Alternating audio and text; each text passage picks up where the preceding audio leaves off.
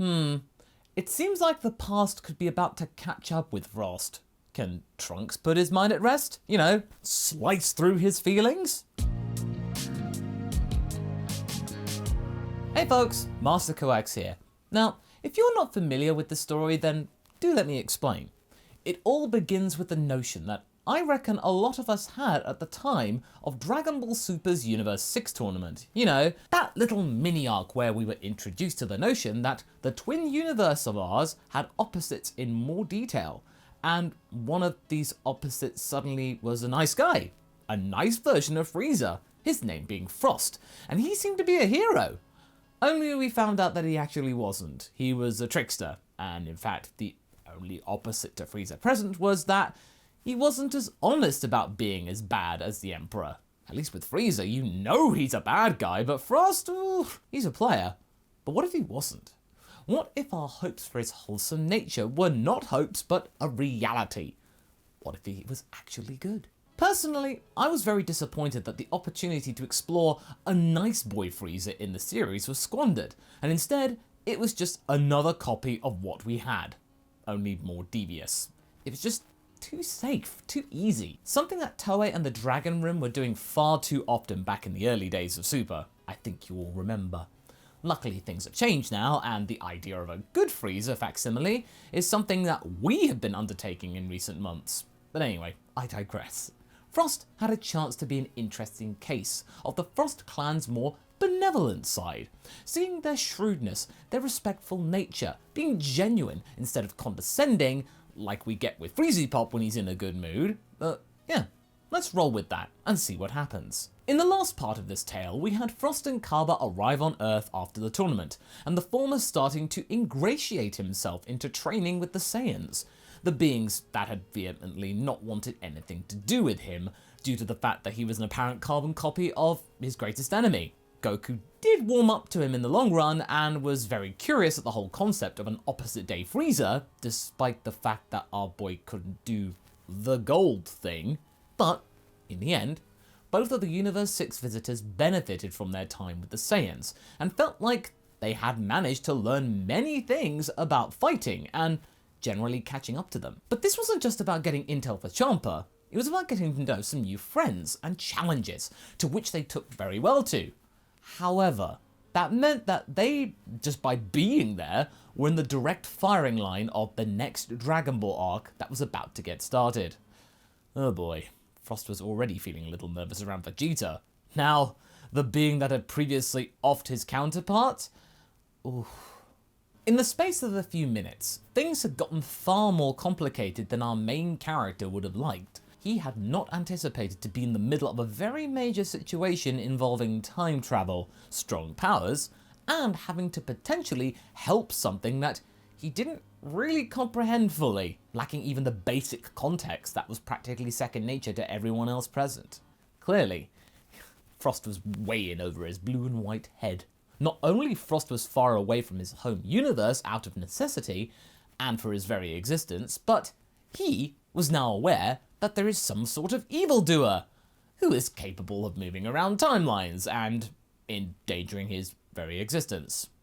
Great. He wasn't sure which universe would be safe these days. It was hard to say if it might be better than bounty hunters and assassins that were possibly waiting for him in Universe 6, by sticking around here, but for now, he was pretty confused about everything. I mean, to be fair, later in the arc, we were probably as an audience just as befuddled, with the timeline stuff. But brace yourself, Frosty Pops, it's about to get even more meta for you. Apparently, this so-called time traveler that the others weren't really batting an eyelid about whatsoever was a friend, and in fact, a future version of Vegeta's son, who already existed here. And not only that, but this wasn't the first time he had been here, having appeared in the lives of Goku and the others. Forgive me for asking, Goku, but shouldn't that future man meeting our Trunks cause some sort of wibbly-wobbly, timey-wimey trouble or something? It's what I've heard about in movies back in my universe and the like. In fact, I believe that I was in a movie about this very same topic. I've been in a lot of movies. Goku shrugged and said he had no idea how it exactly worked, but it seemed to be no problem for now, so, no worries. Frost gulped. How did these people survive for so long, going off on only intuition and hope? Trunks, being a being of massive hope, unaware of all of this doubt, continued his prophecies, and also warned them about a pretty destructive being just like his Universe 7 coach, in the fact that he looked practically identical. Frost was curious, not shocked, but intrigued. He thought about this at great length to himself. I don't know whether it makes sense, but would it really be outside of the realms of possibility that at some point down the line, through some great cataclysm or flashpoint, that Master Goku just simply switched sides? He then realized he was muttering louder than he had thought, and everybody had heard it and was looking at him. Frost, looking pale because that was basically what he was doing, and realized that everybody, without even saying a word, doubted his theory. He retreated inwards and looked rather bashful. Well, we cannot rule out anything at this point. We barely know anything about this new menace is all. Frost looked troubled. Trunks, though, shook his head and didn't really pay much mind to it. I don't think it's that simple. Maybe where you come from, that's something you would do, but I feel that there's some greater force controlling the body of my old friend. But I don't know what exactly. Trunks had dismissed this theory, but Bulma hadn't. She shook her head and looked coolly at Frost. Oh, the irony of that statement. I don't like the fact that you even dare to assume that Goku could even possibly turn against us. Why would he do that? Frost looked even more vulnerable at this, but Goku decided to interject in defense of his friend. Bulma, go easy on him. Frost is right. We can't rule anything out just yet. We barely know anything, and I would very much like to find out more before we rule anything out. He did this to ensure that the situation wouldn't get out of control and Bulma wouldn't dig at Frost some more. Vegeta was surprised at the rather erudite assessment and agreed with his typical monosyllabic grunts. Frost breathed a sigh of relief. He didn't like the thought of time travel being used against people in this sort of way, something which Beerus and he actually saw eye to eye on. I concur. Time travel is not something to be messed with. I'm both surprised and angered that mortal beings are even capable of it. Bulma was now being defensive about this and told the cat not to look at her. She hadn't been the Bulma to invent it. Can't be helped. You're the closest example of the Bulma who invented this machine, so you are just as culpable.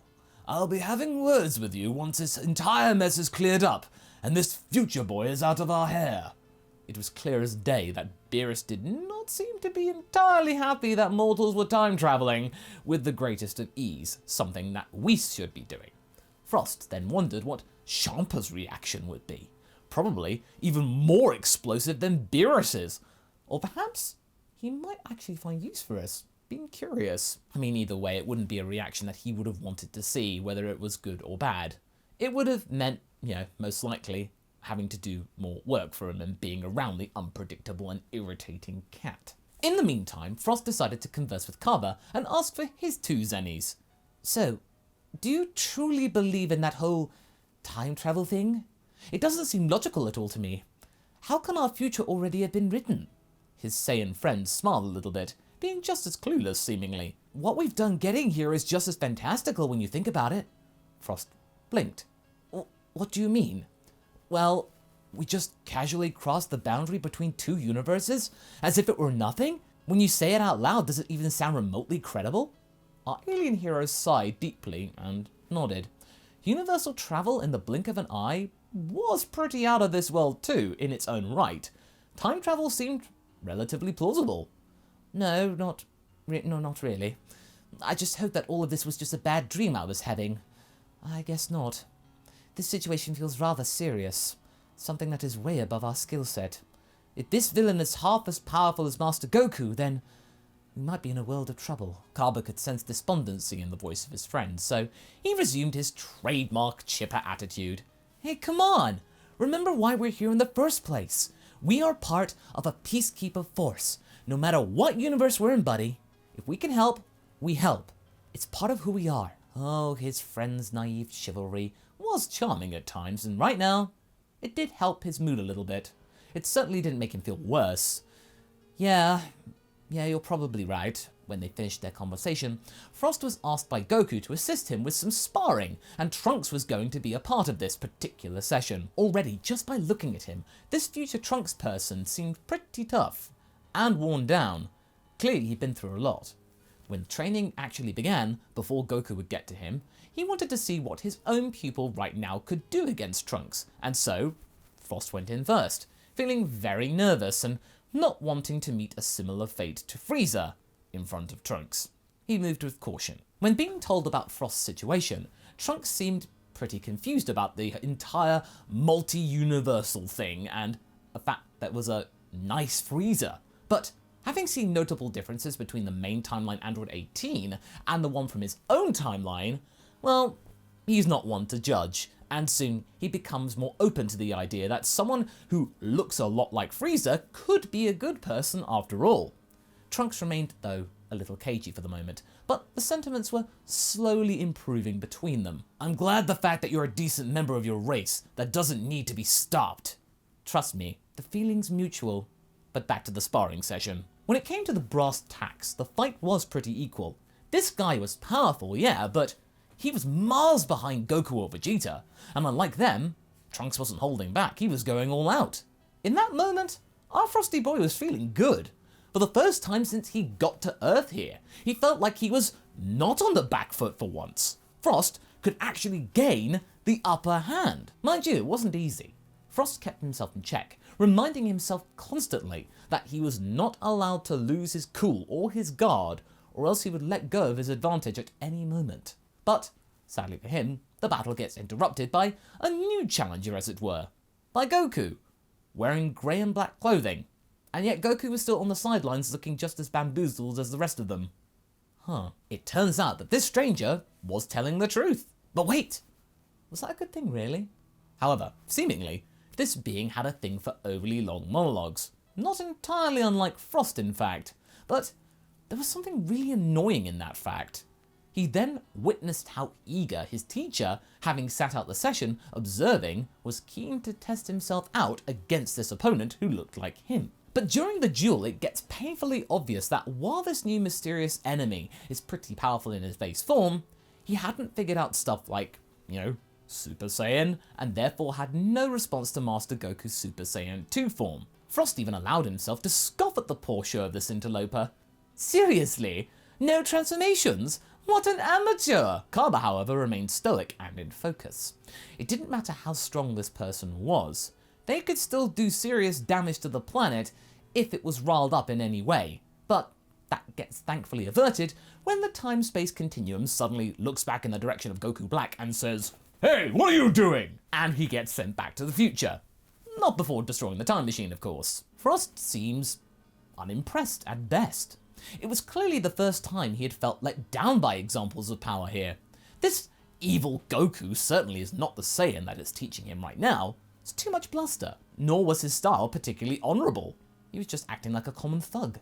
Goku was curious though to hear what he thought of the situation, and Frost decided to eloquently voice his thoughts and reckoned that something wasn't quite right with this fellow. This wasn't a Goku. He doesn't seem like you in any way aside from the body. It's almost like it's another being wearing your outfit. Whis nodded. Frost does have a point. The aura that I got from that being was rather different to that of Goku's.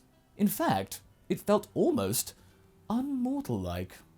Interesting. Frost then checked himself and realised that his rhetoric was very unusual. Oh dear, I've been spending too much time with Cabba. I'm starting to talk like him. His thoughts then get interrupted, however, by Trunks, lamenting over the loss of his time machine, and Whis then stating that this mysterious individual had also been using a time ring, him being a time traveller as well, and those time rings were normally worn by Supreme Kais.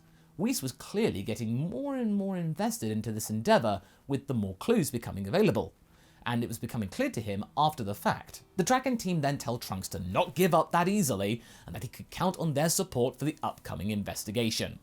They are an encouraging little bunch after all, and Frost had decided to give them that. This turned out to be far more doable than he had first thought. Foreshadowing. Bulma decides to try and fix the time machine based on the blue book that she was able to recover from the wreckage, whilst Trunks decides to tell everyone of what he had endured after leaving them the first time around after Perfect Cell was defeated. Now over a decade ago, Cabba held on his every word and was captivated by the story. Wow, it must be really tough in a future without a proper peacekeeping force. All on your own like that? Mutters Cabba. But wait, didn't you have the Galactic Patrol? Couldn't they have helped? Trunks shook his head. Jocko, he and the rest of them got torn apart in days by Black. I heard his last transmission. My mother and I heard it. It was horrible. We were helpless to stop them. But surely this Galactic Patrol could help. One at full power, right? Everyone looked at Cabba, puzzled. Vegeta sighed deeply. That is true, but this is a pretty big fish for them to fry. I doubt that they could help in any meaningful way. Well, Trunks, me and my buddy Frost will do anything to help you save your future.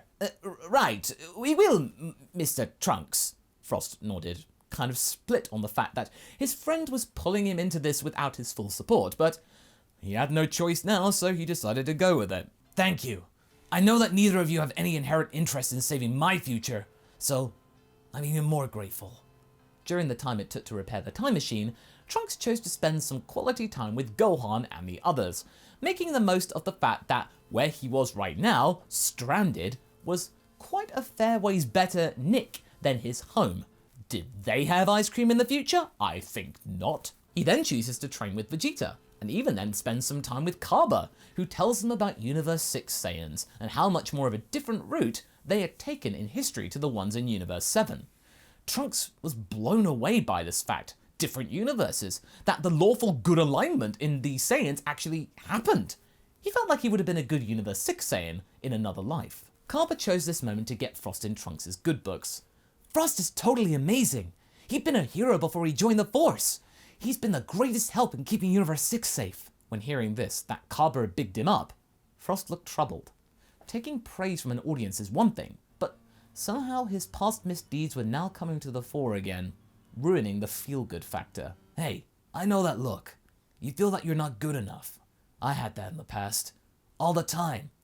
When I failed to save my mentor, but I bounced back from that in the end. I returned stronger and defeated powerful foes. I'm sure whatever you do in your universe is worth the praise. Frost felt like his stomach was made of iron, heavy and low. Thank you, Mr. Trunks. And likewise. I think that you will succeed in beating that Goku Black fellow. Trunks nodded. Thank you, you two. That makes me feel a little better. But Frost wasn't feeling any better. That night, he couldn't sleep a wink. He dreamt about his past life, his other life, back in Universe 6, pontificating whatever Sherbet had probably had in store for him. About his Saiyan friends finding out the truth about his real past.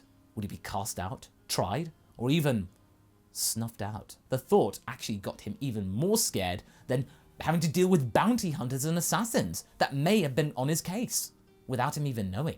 It was weird. He had spent so much time worrying over his own safety, but now the thing that really terrified him was the fact that Cabba and the others would learn the truth about him. Frost couldn't find an answer to this in either his waking or sleeping planes of consciousness, but he had to focus on the task at hand. Trunks needed their help, and that could get his mind off whatever awaited him back home. And that's where we're going to be leaving things for right now. So what did you folks think? Will Frost overcome his doubts, or will he have more than just Goku Black to deal with later on? Leave a comment below, and let's get this discussion going. And I shall see you in the next video. Catch you later!